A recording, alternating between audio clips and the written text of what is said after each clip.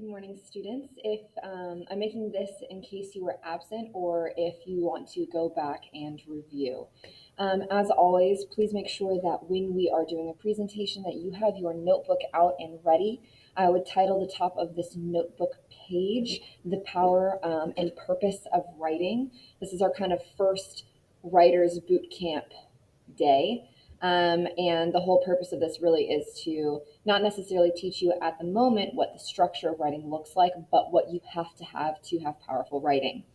In class, what we did is we looked at all four of these leaders who were on the screen and determined that what unites and bonds them is not just the fact that they're men, and it's not just the fact that they're leaders, but whether absolutely evil or awesome and good. They all knew how to use their words powerfully. Yes, they could write speeches. Yes, they had charisma, but every single one of them had a very clear purpose. They knew their audience very well. They had a very clear argument that they were trying to get across, and they also had a very clear persona, how they wanted to be perceived. And together, those things made them absolutely influential to the culture, the people group that they were speaking to in the time in which they were doing that. And again, that's kind of what our driving force is for this lecture today. So please write these down in your notes.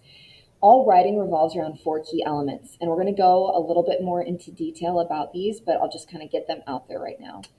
The first is purpose. This is a verb word, and a verb, if you don't remember, is an action word. And again, we'll go through this a little bit more. So the purpose takes the form of a verb. It's kind of, what are you trying to do to the audience? The second is the audience, and it's the who you are addressing. The fourth is the persona, and this is the voice or the tone of the speaker, not how you feel, but the voice and the tone of the speaker, again, how they kind of want to come across. And then finally, you have the argument, which is the main idea. All four of these elements are absolutely essential to strong writing. And I would also draw this little graph kind of, or I guess image on the screen. This is called a rhetorical square, and we're going to be working with this throughout the semester in order to help identify these four elements. These four elements can also be known as the slightly weird acronym called PAPA, right? Purpose, A, PAPA, purpose, audience, persona, and argument. And I want to remind you guys, all four of these elements have to work together. If you are missing one, if you are missing an understanding of one, then your speech, your writing, your communication will fall apart. You have to have a very clear idea who your audience is. You can't just have a persona, an argument, and a purpose, because if you address something to the wrong audience, then that's a huge mistake, right? You have to consider who is listening to you. Okay, so the first one we're going to go over, as I said earlier, purpose. The purpose takes the form of a verb, and I've given some examples on the screen. Some of these verbs look like to convince, to persuade, to confront, to demand, to inform, to reprimand, to explain. Any of those verbs could be, and there's more verbs that you could use, but any of those verbs can be the purpose. What are you trying to do to your audience? As a teacher, we're trying to teach, that would be a purpose word. We are trying to teach. You could also say we're trying to inform. If your parent or your guardian or your sibling is mad at you and they want to get across why they're upset or why they're disappointed, they might use the purpose and have the purpose of their talking to you be a reprimand. I am reprimanding you so that you don't do this again. If you have a sports coach who is, having this kind of beginning of practice speech, and they're saying, hey, we have to do this. We have to win. You have to do this. 50 push-ups now. Again, I don't really know how a lot of sports practices run, but they are demanding something from you. They're demanding excellence, right? So that's kind of the purpose. It's the verb word. I want you just to pause. We did this in class, but I want you to pause and I want you to think and potentially write down in your notes, when was the last time one of these verb words was used on you? And I don't want you to think back to the last fight that you got in. I want you to think back into, the last 24 hours, even the last 5 hours. When was the last time somebody tried to either convince, persuade, confront, demand, inform, reprimand, or explain? Pause the video and just write that down in your notes. So, I think the last time somebody tried to persuade me was my friend. I love musicals, and she was like, Dreamgirls is the best musical, and I disagreed with her, and she tried persuading me on all the reasons why Dreamgirls is the best musical ever to be created. And that was just a simple conversation. So the point of this is, you guys, this stuff is used on you all the time. You cannot escape people identifying a purpose, an audience, a persona, or an argument in your life. You'll see it all the time. And I want you to be aware of that, right? When you watch TV, when you watch movies, when you're just having basic conversations, whether we intend to or not, usually there is some sort of purpose to a conversation or purpose to an interaction. And again, I want you to be aware of that. Okay, the second thing is the audience. So who you're addressing. I've given some examples up on the screen, right? Teacher, state senator, parent, college. You have to know your audience when you are addressing a person, right? If you are talking to your friends, and we kind of did this with the email activity at the beginning of the semester. If you're talking to your friend and you're like, hey, like, what I miss in Nesbitt's class, or like, hey, what's up? Like, can't believe I was absent, what I miss. If you're doing that to a friend, then that's totally fine. But if you do that to a teacher over email or in person, probably not the way that you want to start things off, right? It doesn't come across as academic. It doesn't come across as thoughtful. If you are talking to, trying to think of another example where audience really matters. I can't come up with anything right now. I'll think of it later. I had some in class. But again, your audience matters. You are going to address your parent far differently than you're going to address the President of the United States. You are going to, okay, here's another example, right? If you came in and you addressed your boss, hey babe, what's up, right? That probably wouldn't sound good because it's your boss. But if you were to be saying hi to your, significant other and you're like, hey babe, what's up? That's totally normal. So again, audience matters because audience changes the words that we use, how we say things, how we act. And again, you have to consider that when you are writing. The third one is persona. Now, persona, I'm sorry, the arrows just are slightly off. So that arrow should be going up to persona. Persona is the how the speaker or the writer wants to come across. Again, it's not how it makes you feel, because that would be something separate. It's how the speaker wants to come across. And persona is huge. And I'll give you an example, right?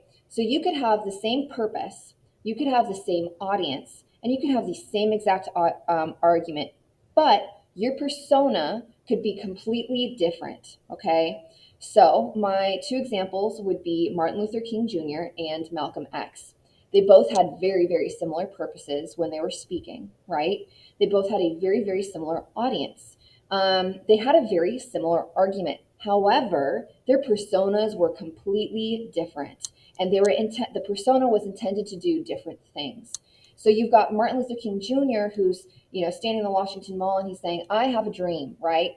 And he's like, we can do this together. I have faith that we are better than what we are now. And it's very kind of encouraging father, right? He is encouraging everyone, despite color, despite race, to come together and create equality and justice in the 1960s, right? And then you've got Malcolm X. Now, Malcolm X, very similar purpose, very similar audience, very similar argument. However, his persona is more like the kind of combative older brother, right? It's not like we can do this. It's, or hey, we are better than this. It's, this is ridiculous. This has to change. And so it's a little bit more combative. But again, everything else is the same. And then finally, we have the argument.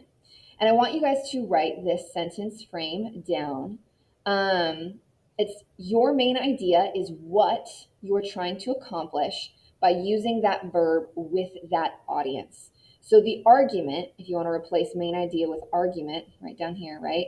Your main idea or argument is what you are trying to accomplish by using that verb, which is the purpose word, right? Convincing, persuading, confronting with that audience. So you're selecting your audience. So whenever you're writing something, even when you're watching something and I'm asking you, hey, please identify the art, like these four things, please identify Papa, then you would say, I'm writing this paper to convince my teacher that the American dream is dead. Or conversely, I am writing this paper to convince my teacher, so notice convince is the verb, teacher is the audience, that, so this is the argument, the American dream is alive and thriving. Okay? So, write all those things down. Again, you can always pause the video, but I'm going to move on. So what I want you to do is I want you to watch the attached video. I attached slides on Google Classroom. So open up the PowerPoint slides and get to this next point. I'll give you a little bit of context. Dead Poet Society is a movie that has Robin Williams starring, and he is a alumni of a very, very strict boys boarding school. So it's a private school, and he's coming back after having graduated and gotten an education, and he wants to shake things up. He wants to be a better and more engaging teacher than the teachers that he had. He wants to inspire these students, unlike how he was inspired. And so he comes back, and this is kind of one of his first class periods with his students. While you watch on your own, so it's not going to play on this video, but while you watch, I want you to identify in your notes what is his purpose. So what is he trying to do? What's the verb? Who is his audience? That one's probably going to be a little bit obvious. What is his tone or persona? How is he trying to come across? And what is his argument? So what I would do right now, pause the video, watch it, and then you can come back. No. Okay, hopefully you've watched the video. I want you to finish the sentence frame in your notes, right? So we're taking the same sentence frame that we got at first, and we are doing it in these notes. John Keating is saying these things in order to, what's his purpose? His, insert the audience, that, or to, and then insert the main idea. Notice the main idea is going to be something that he's consistently saying in the clip.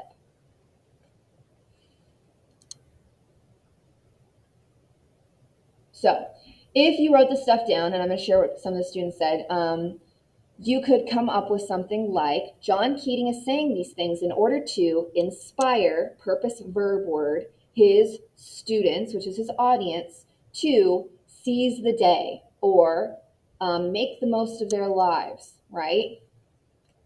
So now you're going to watch it again, and I want you to take notes on some of the things that you could, if you were defending that thesis statement or that focus statement, what's some evidence that you could point to prove that that is his main idea. So pause this video and watch the Robin Williams video again. Okay, now that we're back, some of the things that he does is he whispers, right? He's repetitive. He says, carpe diem, seize the day, make your lives extraordinary. So not only is he repeating the same idea, but he's saying it in a different way. So if you don't get the carpe diem, then hopefully you'll get seize the day, or hopefully you'll get, make your lives extraordinary. He also has visual cues. He's telling them to look at these black and white pictures of boys who are just like them. But instead, those guys are dead. And so he's essentially saying, hey, guess what? They were in your shoes, in your same position. They once had dreams too, but they're now gone. Your life, just like theirs, is going to be fast, short, and fleeting. And so you have to seize the day, take advantage of everything life has to offer before your food for worms, which is what he says, which it's a quote from Shakespeare, fun fact. And he also says, or before you're fertilizing daffodils, literally you're like dirt because your body has decomposed, right? He also uses textual evidence. At the very beginning, he has one of his students read the title of a poem, which is To the Virgins to Make Much of Time, which is an actual poem. You could look it up. And that whole idea is, hey, you young people, you virgins, take as much, soak everything in from this life because one day you'll be dead. So again, there's a lot of stuff here and we can go into more. If you also listen super closely, at the very end of the clip, there's a clock ticking in the background, which also emphasizes this idea that time is running out. Do everything you can while you can, okay? So what you're gonna do, and I'll let you guys do this on your own, you're gonna do this for Avengers Endgame. It's a shorter clip, but you're gonna watch it, and this is kind of towards the end. They have this one big mission that they have to succeed in. So you're gonna do exactly what we did before, and I'm just gonna go through this super quick, and I'm not gonna give you the answers.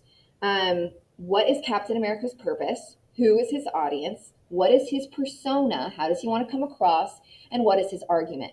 So you're going to watch it. You're then going to finish this sentence frame.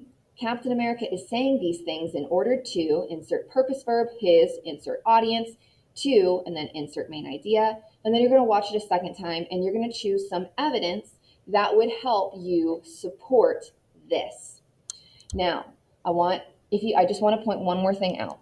Remember fat sentences? Yeah, right? Fat sentences, obviously, we still have to know them. We're going to review them later on in this semester. But coming up, so you got focus, author, title, and text type, right? Author, title, and text type were pretty easy because it's kind of handed to you. But I know that my students, juniors and freshmen, always struggle with coming up with a focus statement. Well, what's actually amazing about this whole PAPA acronym, right? What we've been learning is that if you were to finish the sentence frame, you have your focus statement, right? That's it. It's so easy. You just have to be able to identify what is the purpose, what is the audience, what is the persona, and what is the argument. As soon as you have all those things, all you have to do is put that in a little phrase and you have your focus statement there. So it's actually great. It's an awesome method to come up with something very quickly. So finish this. I'm going to pause it. And then at the very end, once you're done with the Avengers Endgame, I want you to summarize, because again, that's one of the best ways that we can check if we understand what's been taught, right? If we can put those things and encode them in our own language on our paper, then that's a good sign of, hey, I understand what I was taught. Hey, I understand this. And if we can't, that should be a signal to us of, I need to rewatch this video. I need to go look up some stuff on YouTube. I need to review my notes or ask Mrs. Nesbitt what's going on, okay? So at the very end of your notes, summarize for me, why can a clear main idea and purpose make writing powerful? Okay? Good luck.